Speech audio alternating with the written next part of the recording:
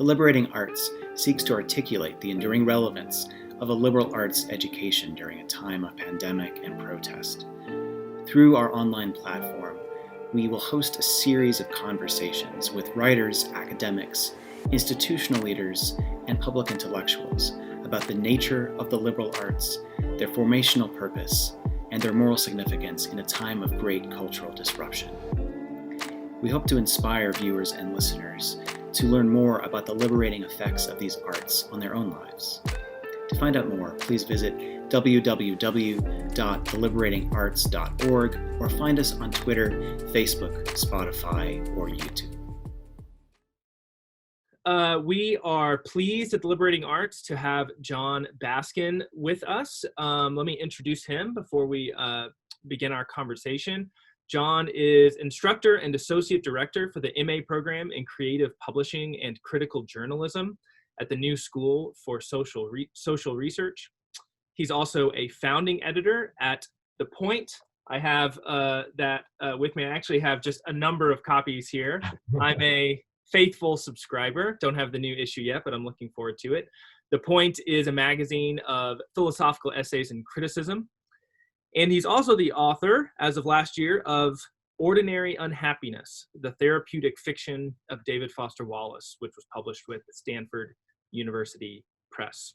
So there are a number of reasons why we wanted to talk to you, Jon, but the prompt for those of us associated with this project was your op-ed in the New York Times with, and help me pronounce it, is it Anastasia? Anastasia Berg, yeah. Anastasia Berg co-authored with her a piece called How to Reopen the American Mind. So we're going to use that as our prompt. So why don't you share a little bit about what prompted the piece on your side and the sort of basic argument of it? So the piece was prompted in part because we actually have a book coming out of The Point's first 10 years, which is called The Opening of the American Mind. The title has many meanings for us, but of course one of them is refers back to Alan Bloom's famous The Closing of the American Mind, also written on the University of Chicago campus where we started The Point, close to 25 years later. And so we took in the introduction of the book a kind of opportunity to rethink about that book from our current vantage point and what Bloom was saying about the humanities and the liberal arts and the university. And we wanted to really try to look at it sort of beyond some of the most hot button culture war issues that came out of it. Although, as the response to the op-ed will show, we are still far from beyond many of those issues. But it was funny, going back and reading it myself, I felt kind of distant from those kind of issues, the sort of canon wars of the 90s that followed that book, which seem in many ways over now, for better or worse. But I think that Anastasia and I both, as we went back and read the book and were thinking about its relevance to the Points Project, were struck by a couple things, which we then tried to convey in a shorter form in the op-ed. And one of them was a kind of, on the positive sense, a kind of confidence that Bloom had about the importance and the centrality of the humanities. Almost, many would call it an arrogance, but a kind of real confidence that this was, what students were doing in humanistic education was central to democratic society, to the good life, to anything that we value, as intellectuals, certainly, but also as human beings. And that this was something that actually could be detached from his sort of sometimes blinkered faith in a very specific group of books that he felt were the only books that should belong to that canon, but that even if he was not always able to move beyond that, there was something in the way that he talked about sort of the life of ideas and the life of the mind and what the university offered people that was something that some of us who have gone to the university since then feel has been depleted or lost for various reasons, which we were only able to sort of give a little bit to each one in the op-ed. Some are external probably the biggest ones are external, having to do with financing and the economy and the corporatization of the university.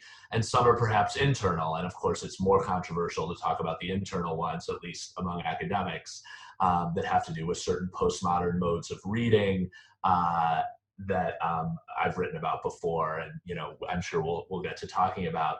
So that was sort of one thing we wanted to think about, is what is there something from this book in that tone of confidence about the value of the humanities that could be preserved, even if we don't necessarily want to preserve the exact shape it took for Bloom.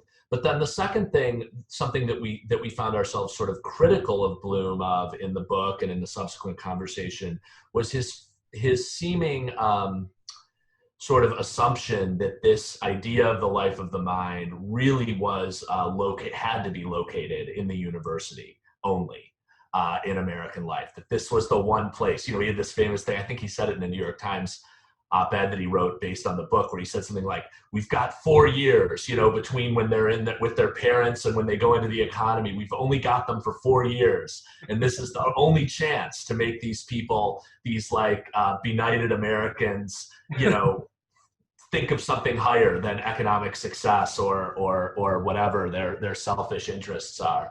And I think that we wanted, thinking about the Project of the Point, which was very much from the beginning a magazine that was intended to sort of take humanistic education very seriously, but also take it as something that could be detached from an academic context. We wanted to think about how the magazine itself and many other trends that we've seen in the culture. I mean, it's not just the magazine. I think there has been a move in general toward more public humanities in the last 10 or 15 years, which is great. We wanted to think about the ways in which, so that was sort of the second part of the op-ed, was to speak about what it really meant to have humanistic education in a democratic society. And in a society where even now many people are shocked, only about a third of Americans graduate from a 4-year college. So the idea that this could be the be-all, and most of them don't take humanities in any substantial way during those 4 years. And there are good reasons for that in many cases. They prioritize other things. And so I think we were interested in thinking about how you could take this kind of confidence in the humanities, but also extend it into areas that are beyond just those 4 years of liberal arts education. And so that was sort of the latter half of the op-ed, was trying to think about and suggest some of the kinds of things that are already happening and things we think could be expanded in our society to make humanistic thinking and reflection sort of a part of our entire lives, at least to have that option open to people, as opposed to this 4-year period where you get it. Yeah, that's really helpful. Thank you for that that overview. So I hear, well, I'll add just anecdotally, I have some sympathy. I have some sympathy for Bloom's view about the 4 years. I sometimes feel as a professor that if I don't assign this book or these books, I know that they will never be exposed. So instead of assigning this number, maybe I'll add one more, maybe I'll add one more. But yeah, that myopia about the 4 years, that's not only not universal for most Americans, but if that's all we have for humanistic education, then the game's up. So there are the humanities or the liberal arts.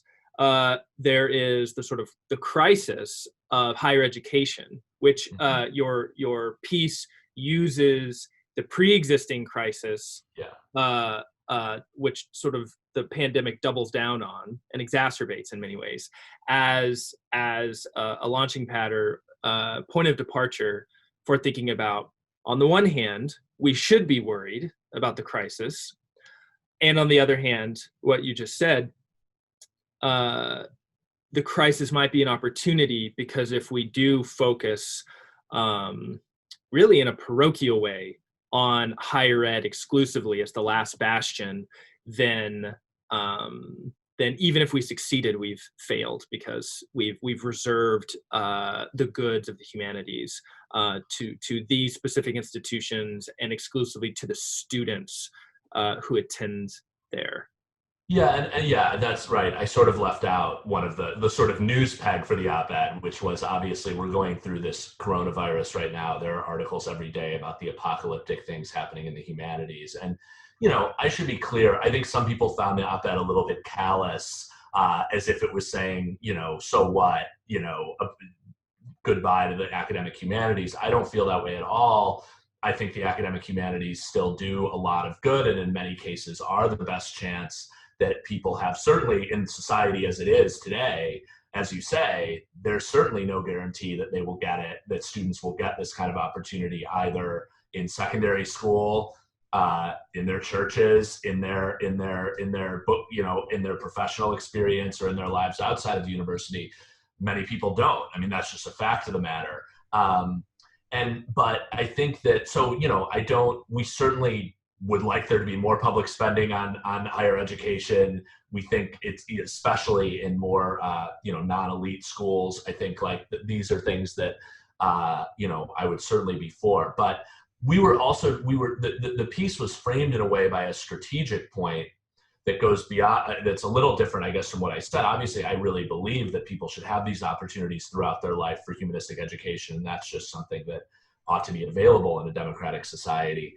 But we were also trying to say something about the fact that the appeal to the public based on of the importance of saving the humanities, or to politicians, which in a way is an appeal to the public, Right. if it is only based on these sort of academic departments, which many Americans will never have contact with and feel alienated by in certain ways because of some of the directions they've gone in the last 30 to 40, well, maybe they always felt alienated by them for different kinds of reasons, but that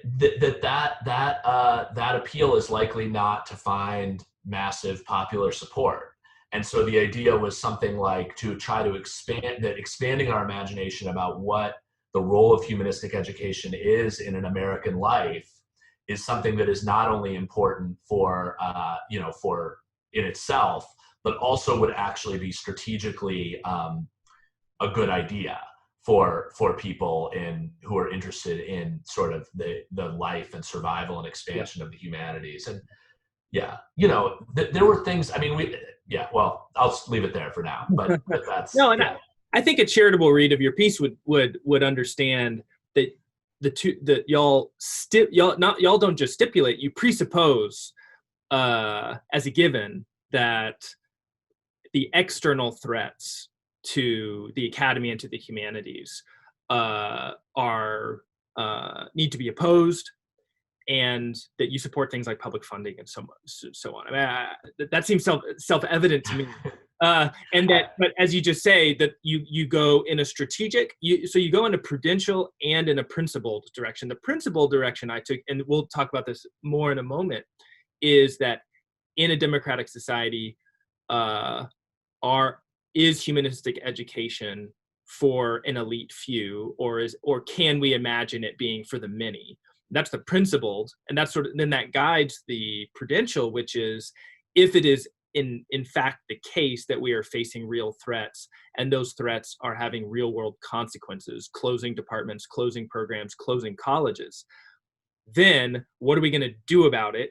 Even if on the other side of these threats there could be renewal, but even just in pure terms of economics and demography, there are going to be fewer students, there are going to be these closings.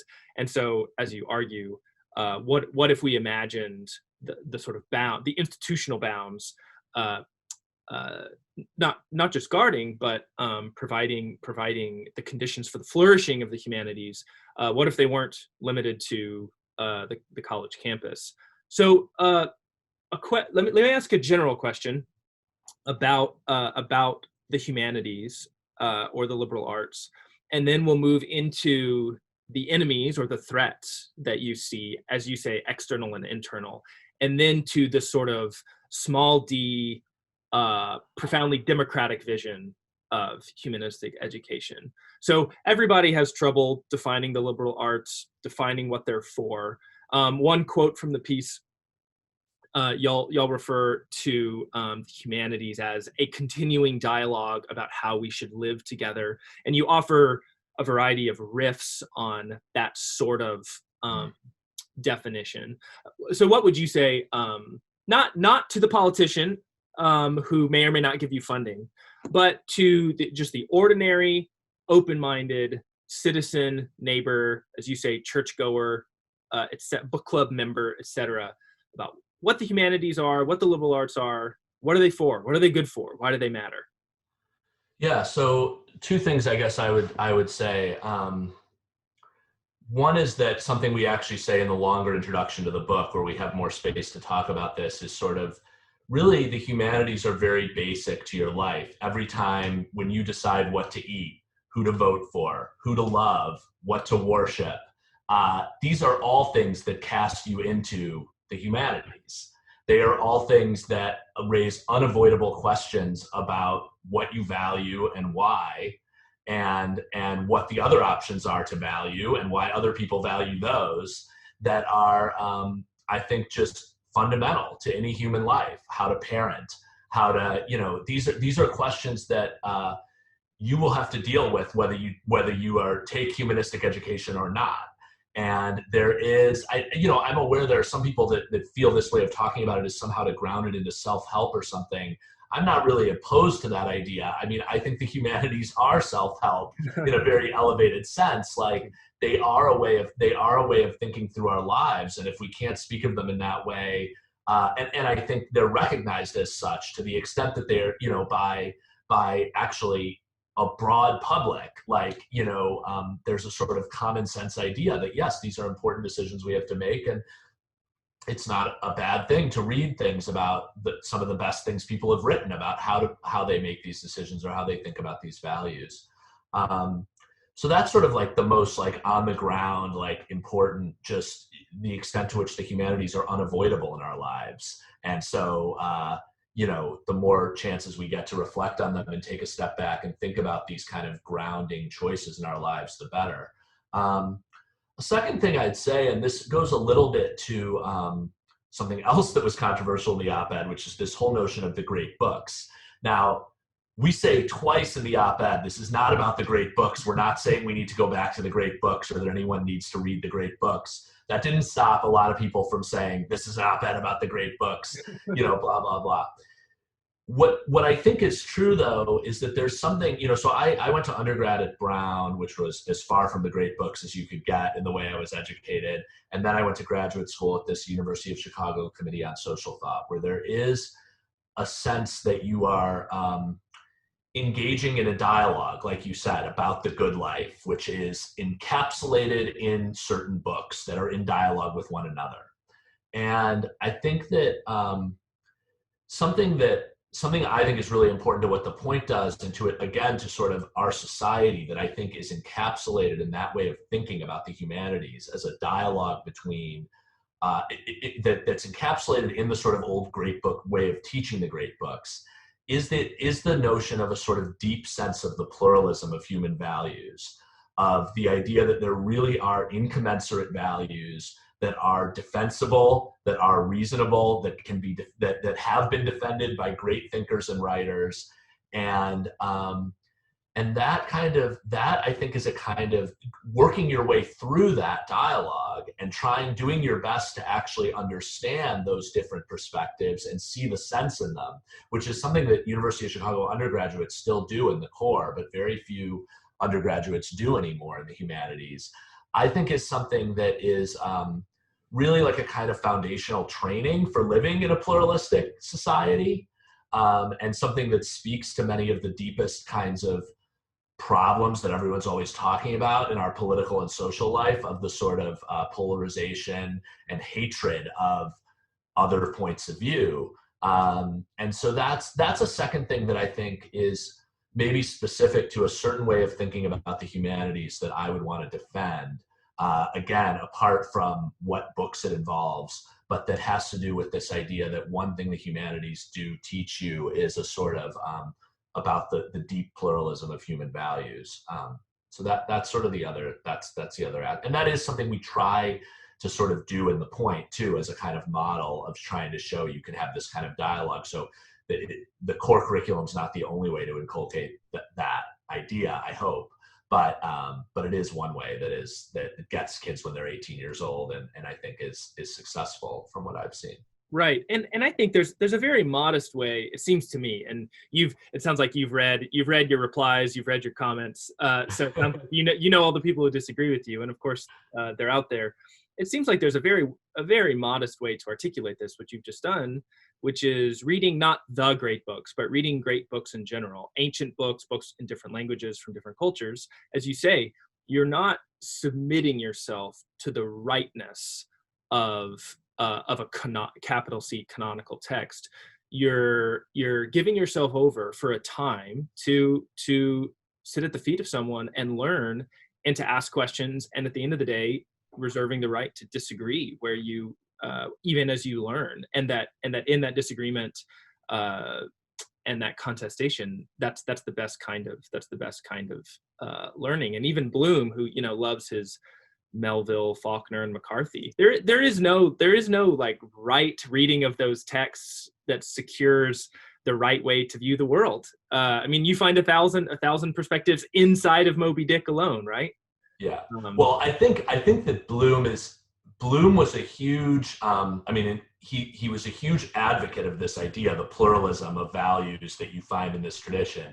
I think there's a criticism of Bloom to say he maybe didn't always live up to it in his own sort of way of talk. Did he really take seriously the challenges to some of his own really deeply held beliefs about the right way to read these books and sort of what their ultimate message was? I think that he definitely is vulnerable to that criticism, as are some other conservatives who stand up, in theory for the pluralism of values, but actually don't really listen very much to people who have values other than their own. But yeah, I mean, and I think you hit on something that, to me, and it goes back to the hatred of literature essay a bit, is so important, because it has to do with the way you approach books, regardless of what books they are, and sort of, do you approach them in the first place as you are coming to enlighten the book? You are coming to find out how this older book was wrong by the measure of your own values, or that you are coming to the book as something which you can learn from in the first place, and that before you get to the critical part, you really spend time, because this book has been chosen because there's some sense that there's wisdom in it, and that you should first spend time figuring out what that is and doing your best to give the most generous reading of this, not because that's actually the best way to learn from it. And also, I think, speaks to the point, that I made before, that it's a way of sort of inhabiting these other ways of thinking that may be quite foreign to you, that I think is very good practice for living in a pluralistic society, where there are actually people that live their lives by these values, who may be your neighbors. and maybe and even the emphasis, which I used and then you used as well, on learning, is almost taking a step too far, because we don't even read. I don't read novels typically in order to learn something. Mm-hmm. I mean, what you might find yourself doing is falling in love, and you fall in love with this text or this author or this viewpoint or just a character within it or what have you. And in falling in love, you realize, I've fallen in love with this, but I do also. I don't share. This doesn't mean that I share totalizing perspective of the author. It doesn't mean that I agree with the author. But what I've done is I've encountered another human being, just like I do in the world, but in the privacy of my own inwardness, the privacy of spending time with the book. I'm doing it in a much different way. Sometimes maybe less intimate, sometimes more intimate than you might with another living human being face to face. And that kind of affection, that kind of encounter, produces something that goes beyond learning information about the differences that make up the world. Yeah, for sure. I think that's, or you might say part of the learning is a kind of affection or captivation. I love the Wittgenstein idea of being captivated by a picture of the world, of how to see human life. Right. And I think the more pictures you have the experience of being captivated by, there's a benefit to that, and it shows you, and it allows you to, even if you then disenchant yourself with that view over time because you read something else Sure. that captivates you in a different way. I think that's an extremely educative experience. Yeah, that's right. And the difference is, because it is, of course, learning in one sense, it's second person. It's I, thou learning. It's encounter, not textbook style learning about such and such people over here, but it's some kind of the nature. Right. Or here are the three tenets of this view. You know, you don't become a Marxist because you learn, oh, these are the four ideas. You read a Marxist who captivates you, with their vision of the world. And I think that's, Right. I mean, that's what, Marx is a preacher. He's trying to get your soul. He doesn't want you to have new information in your brain. Yeah. Okay, so that's helpful, and that's a nice segue. So you've just referenced a piece you wrote for The Point that was published earlier this year called "On the Hatred of Literature," and one of the things you outline in there is, in some of your training, at least, and certainly, I'm not in English and Lit, so this is not my world. But for the last few decades, you report a kind of ubiquitous sensibility, which is that literature exists to be the means or the instrument of justice, of social change, of activism. And one reads it for that purpose, and one judges it by the extent to which it achieves or can be made to serve those ends. And so an ancient or a modern text, it doesn't matter. It is good to the extent that it serves or can be put to serve those ends, and it is not good to the extent that it does not. And this instrumentalization, exhaustive and comprehensive instrumentalization, is what you write about as, quote unquote, the hatred of literature. So maybe say a bit more about that essay and what you're talking about there, and then how this is one of the internal threats that you've identified to the flourishing of the humanities. Yeah, so I mean, the hatred of literature obviously was to some extent a rhetorical exaggeration, and it was based on this Ben Lerner book that he'd written, The Hatred of Poetry, which becomes part of the essay. But it did speak to something that I really felt when I was at Brown in the early 2000s, and I don't even know. You said instrumental to activism. I mean, at that time, in terms of a lot of these postmodern trends, activism wasn't even really on the table. It was like, I don't know what it was. Like, there wasn't really it was instrumental to some kind of ideological critique. It was instrumental to politics in some sense, but not even in the activist, pragmatic sense. It was very distant from that in many ways. But there was some kind of sense that you were sort of ideologically conditioning or deconditioning people through these modes of critique and freeing them from various master narratives, systems of value that had privileged certain groups and certain texts, and that's what reading was good for, and that's what reading literature was good for. I mean, and so this was very powerful when I was in college. I mean, I should say that even within English departments, there has been pushback against this, particularly in the last 10 years or so. There are people like Rita Felsky, who wrote this book, The Limits of Critique, and Toril Moy, who I've worked with, and a lot of critics who I respect, who have started to talk about, although they wouldn't use as blunt of instruments as I do in talking about it, but talk about some of the limitations of this way of thinking about literature, and to try to introduce new forms of to say, look, appreciation is a legitimate critical stance to take toward a book. I mean, it's funny that has to be argued for, but within the discipline, it did. So those. So I mean, that was, and that was what I think I was not the only one at Brown at the time who found this way of talking about literature really alienating. Many of us came into, the reason you study English is because you've usually had some kind of encounters, as you describe it, and of love, of infatuation with literature when you're in high school or younger. And I think there was a kind of shock getting, and they didn't present this as like one way to study literature. It was like, this is what you do to be an academic in literature. Deconstruction may have its place, critique has its place. These can all be tools in the right circumstances. I believe that. But and I should say, like, I'd actually be interested to talk to you about this, because you made this point about theology. There's always been a question of what an English department does and what literature's relationship to the university is, and sort of how you can teach literature at all. Because there's a certain way you and I are talking about it. Well, if it's just an experience of love between the reader and the book, what's a professor like? What's the professor's role? Right. It's almost a romantic sensibility. Like get it out of the sterile classroom.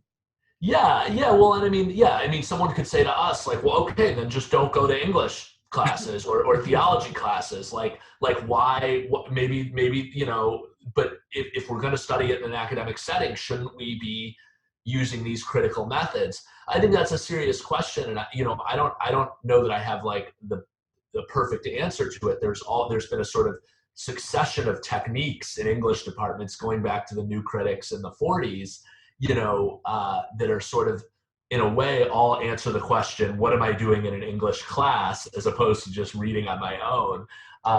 So I think this is a hard question, but I also, I also think that some of the sort of ways in which the postmodern deconstructionist critics who took their cues from the French theorists, the way that they answered it, and which spread very widely throughout American and Anglo-American English departments, that's where I think we got where they really tipped over into this thing where there was a kind of hostility toward the texts that went beyond even just saying, okay, we're going to analyze them, and go beyond love, but that really started to feel like, our job is that, there was the famous phrases, the hermeneutics of suspicion. Yeah. Our job is to go in and convict these texts of their flaws, and that's where, to me, I thought of that term hatred. There's a kind of, it really felt like the opposite of love, not just a complication of it, but we are gonna like debunk your love or your romanticization of these texts, and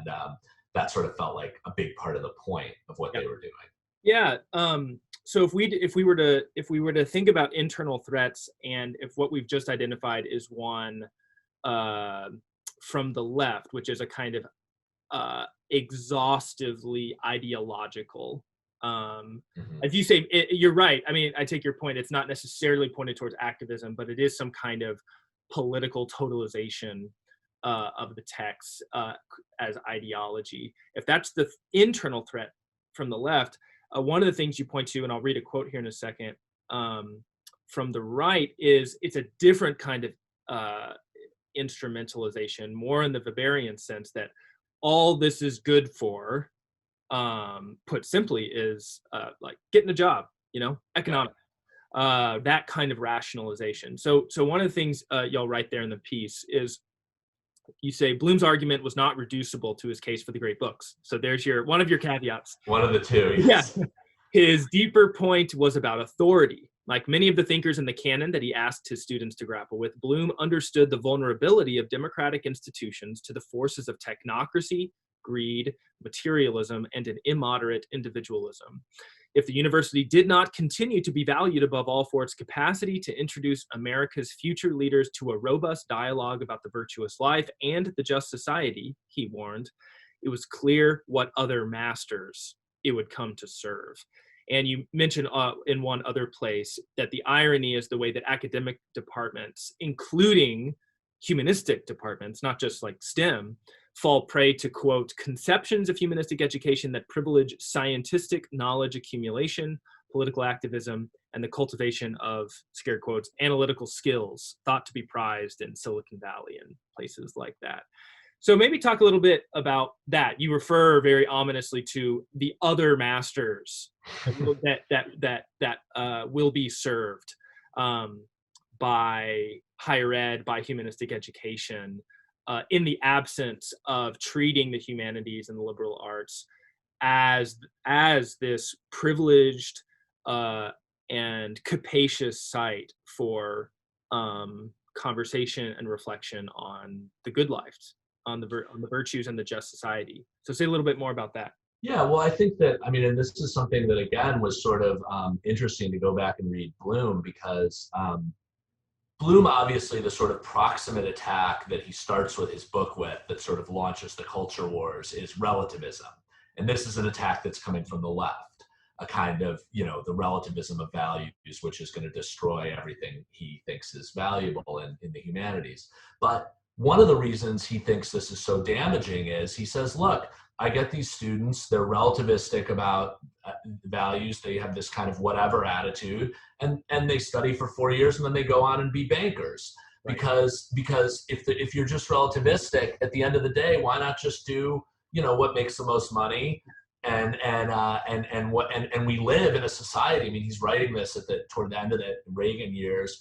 We live in a society that's intensely capitalistic, and that he was very aware that the forces of greed and capitalism and the way this would sort of influence, he was most concerned about elites, but students of all kinds was very apparent to him and top of mind. It comes up a lot in the book. And so, but there was a connection for him between the two things. And the connection was something like, if we lose the idea that the humanities are really offering like fundamental alternatives about how to think of the good life, better alternatives than, oh, it's just for, my pleasure or to make money.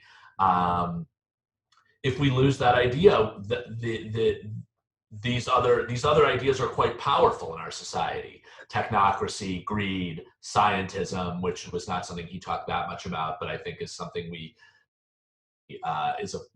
talk about today. When another trend in English departments, for instance, in the last 20 years was this sort of cognitive humanities, this idea that humanities should be about brain science and learning more about the way the brain works. This is another thing. Science is another very powerful value in our society. But I think Bloom saw, and I think many humanists today would also see, that like it's not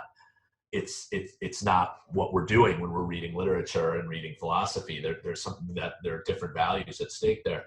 So, and we wouldn't want them to be organized by scientism. So I think that, I just think for him there was a connection between those things, and that's sort of the claim we're making in the op-ed. The internal threats is that this sort of, in some cases, the deliberate undermining of the authority of humanistic education, often for leftist reasons, to break down certain kinds of hierarchy, and sometimes good reasons. I mean, there were good reasons to diversify. The canon and academia did need to be diversified. There were reasons to question, the makeup of syllabuses and all these things, and there have been some good results from that. But there is also this danger of one thing I like to say, it's like the canon wars, I think, were great in a way. These were people really arguing over what books should be in the canon. That was great. What was not so great is what happened when the discussion just collapsed and people decided, well, maybe we just don't even need a canon, and we should just sort of like, So I think that in the years since then, there's been a kind of often just a move away from any idea that the humanities should exert authority, as I talk about, and almost an allergy even to the term authority with a lot of liberals. And I think that's a mistake, because authority is not something you can write out of human life and human society. And if these things aren't seen as having authority, something else will step in to fill the gap. And that's what I think Bloom saw. Right. And moreover, just complementing that point, it isn't so much, and I'm representing myself, not you. It's not so much that the humanities have authority. It would be interesting to explore what that means. It's that one of the many goods of humanistic education is that it endows individuals and communities with the kind of resolve and wherewithal to resist implicit but extraordinarily powerful authorities like Silicon Valley, like technocracy, like scientism. And so you're given this reservoir of resistance material, as it were. And that's not to instrumentalize it again to say that, well, okay, so it's good to the extent that it does that, but it is one of the things that it does. because it does, it expands.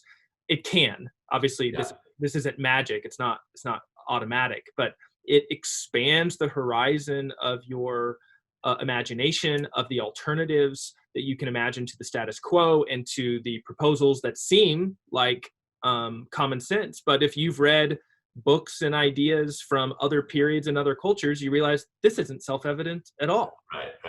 You know, there's a funny story. Someone sent me this article after the op-ed that I didn't know about, or maybe we would have talked about it.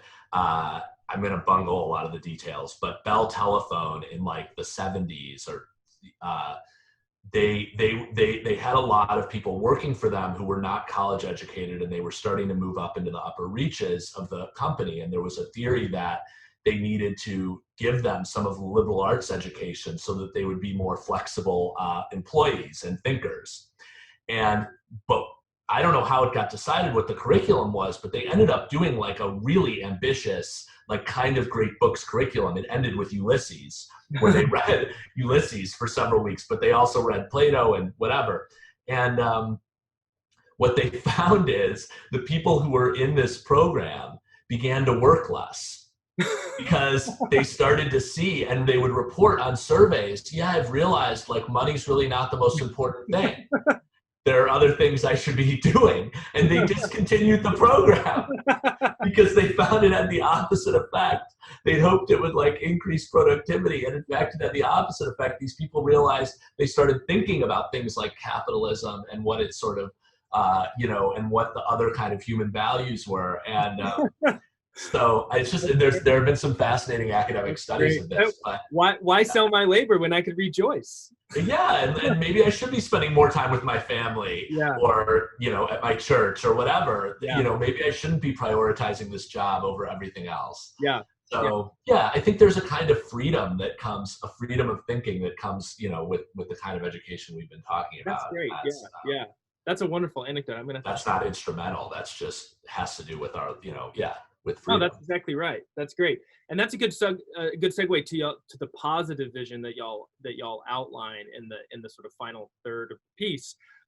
So, returning to Bloom, you say that his error is that he supposes that questions about the virtuous life and just societies could be addressed only within the confines of academia. But then you quickly say, oddly and surely unwittingly, many liberal academics in the humanities appear to agree, at least practically speaking. You say it is striking how many of Bloom's liberal critics, even as they profess their faith in the university's democratic function, simultaneously reinforce his vision of an ignorant and benighted populace looming outside the campus gates. Yeah, so talk a little bit. Before I have a couple of questions. I want to ask you about this kind of tension between what seems to be, to some extent, an irreducibly elite fare and the democratic potential you see that it holds. But before we get there, tell me a little bit about the sort of the practicality of this concrete positive vision. What would the world look like if you and Anastasia had your way in the next 10 years? If things went, if everybody just followed y'all's advice, what would it look like practically for higher ed? What would it look like for academics and scholars? What would it look like for institutions, like institution building, if humanistic education is not reserved between the in the ivory tower, as it were? That I'd love to hear some either existing examples or like, it could mean moving in these directions. Yeah, it was a scary thought, people paying attention to Anastasia and I taking our advice. But so I mean, one place to start obviously would be with secondary school education. And I think, there are countries like France, for instance, that teaches philosophy in high school to everybody. And I think there is something, I think that given that way more Americans go through secondary school education and public education than go to four-year colleges, this is the first place that I would want to introduce and I'm no expert on this, but it sure seems like secondary school has been moving in the opposite direction for the last couple decades, away, with less and less funding and time for the humanities, more and more focus on sciences and preparing people for jobs, and I think that, I think in a democratic society, this is something, there just should be a much more robust literature, philosophy, history education that people are getting, writing but not just based on skills, not just based on teaching you how to write or critical think or whatever, but actually really exposing you to the traditions of these disciplines, and traditions of thought. So that's one place. I mean, that's one obvious place to look. But outside of that, I mean, I guess one thing we were just trying to sort of push a New York Times reader to think about is there are people all over this country that give huge amounts of money to their universities, that claim to care a lot about the humanities. And this is particularly to elite universities. And this is how they think they can support them. But there are so many other ways and other kinds of programs. And so some of the kinds of things we pointed to, I mean, there are magazines, which is one thing that I think was one sort of small node that I think magazines that are trying to do real kind of intellectual, that aren't just pushing a political position or trying to, but they're actually trying to do this kind of work in public. And obviously I have some investment in that, but that's never going to be the main solution. I think that the solution is everyone subscribe to the point. That's the solution. Yes, I mean, of course we would suggest that, but I think that, we mentioned the Graham School in the piece, which is a continuing education program in Chicago. And it's just a quick story. When we were cleaning out my grandparents' house, when my grandmother died about 10 years ago, I remember finding, she and my grandfather were children of the Depression. She never went to college. He went, but sort of wasn't able to pay for his diploma, and, worked as a lawyer his whole life. She was a homemaker. And we found this shelf of books from the Graham School with their, Nicomachean ethics, with their notes and the margins, and these were things they did in their 60s and 70s. And I don't know, there was something very inspiring to me about that idea. And I think that's, so the idea of continuing education is one thing I just think should be much more prominent. There are so many people, even that we run into in the point, who talk about wanting to stay in touch with the liberal arts education they did receive in college, but not feeling like they have very robust means to do so once they leave. Beyond that, so I think there just can be a lot of extra academic institutions. And then we also mention a program called Books at Work, which is about sort of bringing reading groups to professional settings. There's, some people said they wished we included some of these prison reading programs, some of which are rooted through universities. I totally agree with that those are also ways in which you can really bring, bring another population of people this kind of education. And so there are lots of ways it can be done. I mean, there are lots of institutions for it. I think that some people brought up ideas such as teach-ins, which is another form of public education. That's on a different model than what we're suggesting. And I think one distinction we tried to make in the piece that sort of bridges the criticism of academia with some of what we were talking about to go beyond academia is that what we don't want is places where academics teach set people's opinions right. Here's the academic research. We're going to present it to you. We're going to show you what the right way to think about this topic is. And I think that's often a temptation for academics who go into the public sphere, or even worse, to just sort of spout their political opinions and then claim some kind of scholarly authority for them. I think there are temptations of certain kinds of ways that public humanities can happen that we wanted to sort of draw a distinction between, that we want to emphasize these places, the ways in which the public humanities can really offer kids, adults, senior citizens, ways to think through things they're going through in their lives, and not just sort of, here's information or lessons on how you should think about these issues. Yeah. Oh, that's wonderful. And I actually think that's a nice answer also to the democratic question, that if humanistic education, construed as broadly as possible, suffuses society, beginning with public education, continuing in one's job, but maybe in your high labor years, having children and a family. Right. Maybe you're doing less of it. I've got 4 young ones at home. I have less time in the evenings than other people might. But as you say, referring to that your grandparents and that lovely story, maybe empty nesters have time that they can use to read Aristotle, or read other. And you see a lot of those people we mentioned in the article. There have been huge upticks even during the quarantine, and people going into book clubs, people doing Zoom lectures. And I just think academics, this is just like a sort of an aside, but obviously, like we say, a lot of academics, no matter what happens or what I write, what any of us write, there are going to be a lot of academics that aren't going to be able to have the careers they want in academia or they had envisioned in the coming years. Yeah.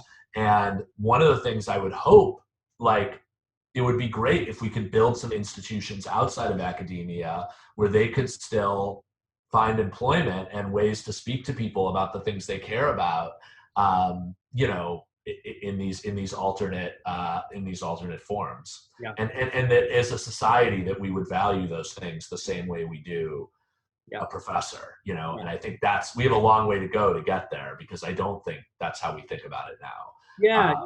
I mean, even as you say that, I'm a theologian, and I have a kind of native audience that exists beyond the confines of academia, that would still be there whether or not I had a job here. That is, and I work at a Christian university, and one of the things that many of us do, including me, is in non-COVID time on Sunday morning, we're often teaching class at a local church before or after worship. And, just ordinary lay people, they love it. They eat it up. They want the knowledge that they don't have access to in their daily jobs or their ordinary reading. They're hungry for it. They're not hungry for dumbing it down. They're hungry for more, and they want depth, they want breadth, they want the meat, and seeing that can be very invigorating. Seeing that and I have colleagues in other disciplines, it might be English or it might be something else, that I think lack sometimes the ability to see that this does exist outside of my classroom. There is desire, there is payoff, that exists. Yeah, that's overwhelmingly been my experience too. I've had some of my most fun, intellectual experiences outside of academic context and outside of even the sort of usual public intellectual journalistic contexts. And we link in the op-ed when we talk about the Books at Work program to an article that was written for The Point by an English professor, I think she was at Oberlin, who talked about doing this program and how skeptical she was at the beginning that these people, the nurses or the doctors or the accountants, whatever, who she was talking to, were going to want to talk about literature. And she did find that there was an adjustment period. She had to in a way go to a much more basic way of teaching than what she was used to at university, because again, she had been taught more in this critique mode, and with the readers in the professions, it was more about, here's a story about divorce. Have any of you been through a divorce? What was it like? But what's interesting is she gradually sort of learns that there's a real value to teaching this way, and it becomes something she then starts to take back into her classroom with her undergrads, and finds that for them too, it's in many ways, it allows them to connect in a deeper way with the material. So I think that and that's such a good example of like what I think is important is that when we go out into these public settings, we see that like we have things to learn too, and this really is like a dialogue. and it's a challenge that is an intellectual challenge too, to think about how you speak to people and what's most important in these books. It challenges us to really think about that outside of our academic disciplines or our habits. Yeah, that's great. I have a final topic. It's almost an addendum, though it does connect to the conversation we've had. I want to ask about the point, and in two respects. First, just I'd love to hear any thoughts as an editor of a vibrant and wonderful magazine of ideas. The last 10 years, there's been a time of upheaval and many challenges nationally, and now we're faced with, this summer, faced with both a global pandemic and racial unrest, injustice, etc. So on the one hand, I'd love to just hear your vision, or maybe the editor's vision for a magazine like The Point, and what it's like to edit a magazine like The Point right now. And then second, as I mentioned, I'm a theologian, and one of the things that I love about The Point, but it's also something I feel like I've noticed about some other venues, for example, the Los Angeles Review of Books comes to mind. To me, from the outside, not English and Lit, etc., not a literary critic, it seems to me that there has been a kind of opening to explicitly and unapologetically religious or spiritual or theological writing that seems new and fresh to me and very welcome. Not in a kind of, taking a partisan or a religious viewpoint, but rather basically all are welcome. And if you are a writer, a scholar, a thinker with a perspective, with an argument, with prose that we all want to read, we want you to sit at the table rather than secularity, meaning everyone sits at the table but you. Rather, it meaning everyone, regardless of viewpoint, religious or non-religious. There's not this kind of qualitative difference that marks the cordons off certain voices. And so, I just really appreciate that about a place like The Point or LARB and others. And then I'm wondering if I'm noticing something real. Is that a real phenomenon? And if so, I'd love to hear about it. Yeah, I think you definitely are noticing something real.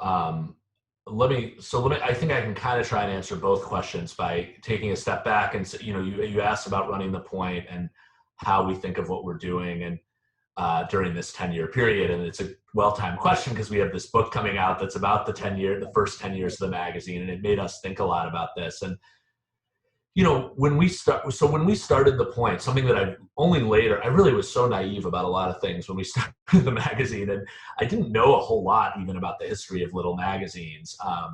And something that's unusual about The Point is we really didn't start it as a political project.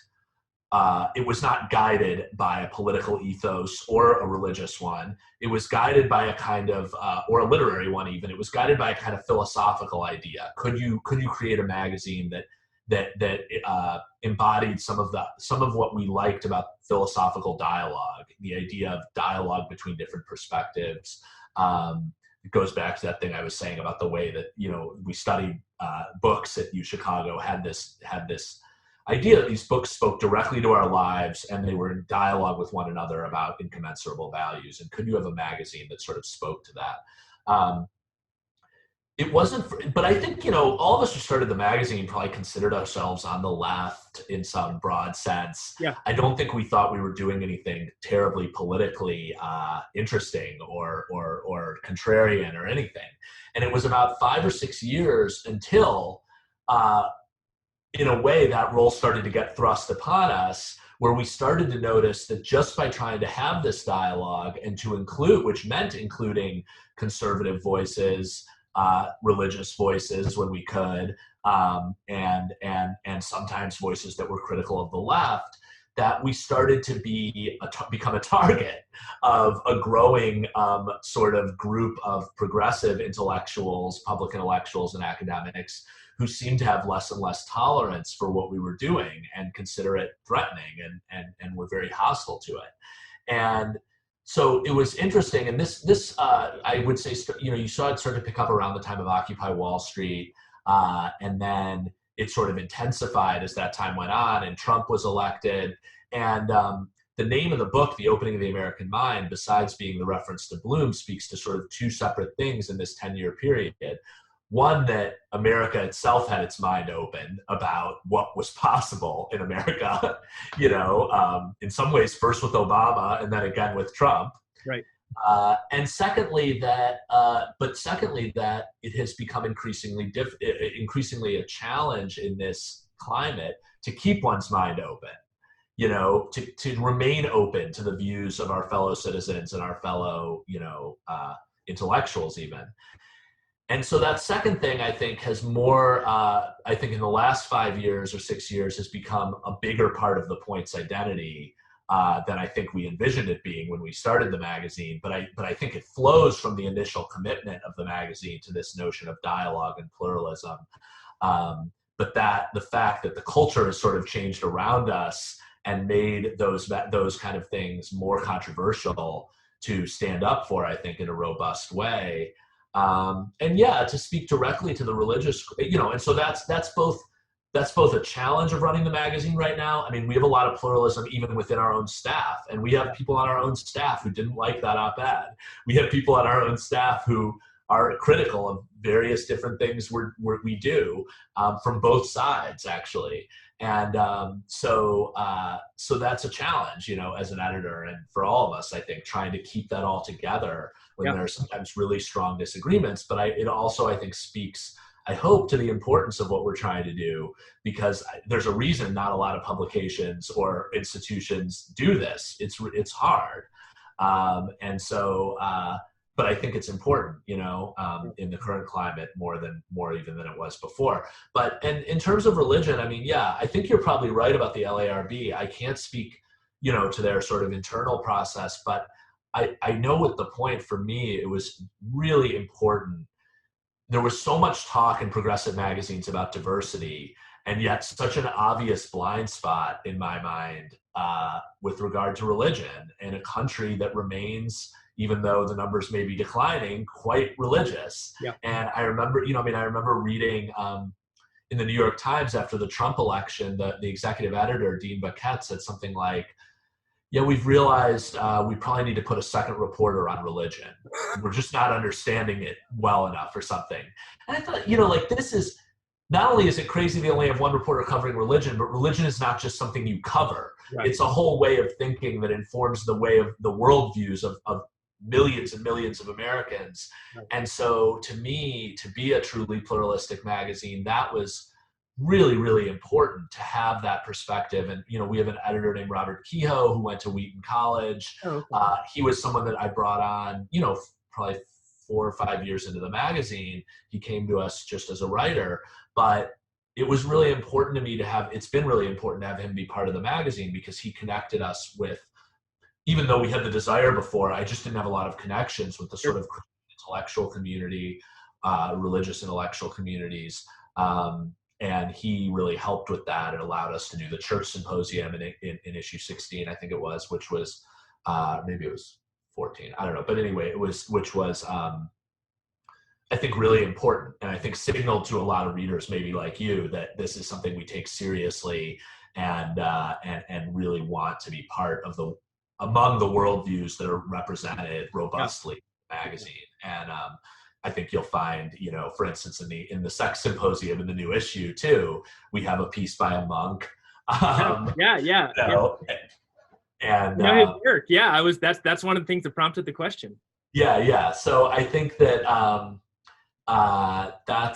it's not always easy. And I remember in the church symposium, we had an article in the same issue that was about like S&M, and we gave an event at a Christian institution in Wisconsin, and there were some people that got very angry about the fact that this sexually lewd piece was in the same issue. Yeah. So, it's a challenge in every respect, but I guess I feel like, to the extent the magazine has a kind of a distinctive function right now in the cultural space that it's a challenge that's worth trying to wade through. And I hope that readers appreciate it, or that Yeah. finds readers that appreciate it. Yeah, no, I think that's right. Another, I think y'all do it very well. I think that I was thinking of yesterday. I got the latest issue of the Hedgehog Review, and They definitely are the same. Yeah, they're similar. You have like a committed social conservative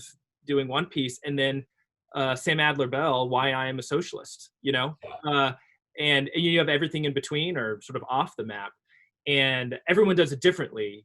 They have a different ethos than y'all. Y'all have a different ethos than LARB and other places.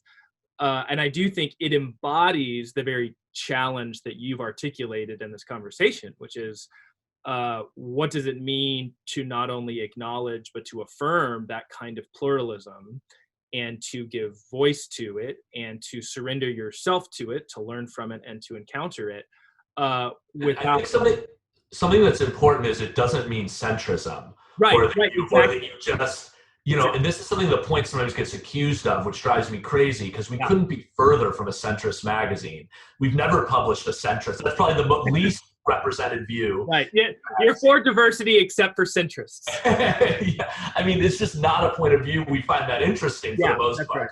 Right. So it's not a deep philosophical view. So it's just an important distinction, I think, to make, because there's a certain... It speaks to the habits that we have about thinking about politics and ideology, that there's a certain way of thinking that it's like, well, if you give voice to these different views, you yourself must just be a centrist. Right. And I remember Anastasia actually put it really well at an event we were at, where someone asked a question like that. They said, well, so you guys are basically centrist. She said, no, we're the ones that think taking other values and ideas seriously doesn't make you a centrist. It makes you a thoughtful person. Right. And, right. It doesn't hollow out. It doesn't. No. It doesn't average. If you have enough to the right and enough to the left, you average right. No, and we publish pieces that are very passionate and very committed to the points of view they take up. Right. And that's important to us. So it's not about not being committed or not being being centrist. It's about that thinking, the activity of thinking requires, this activity that we've talked about of really being attracted to and exposed to ideas that are different from yours. Yeah, no, and I think that you've articulated the challenge well, how to have an ethos, have an identity, have a coherent editorial vision that does welcome very strong, very passionate, committed voices from a variety of perspectives.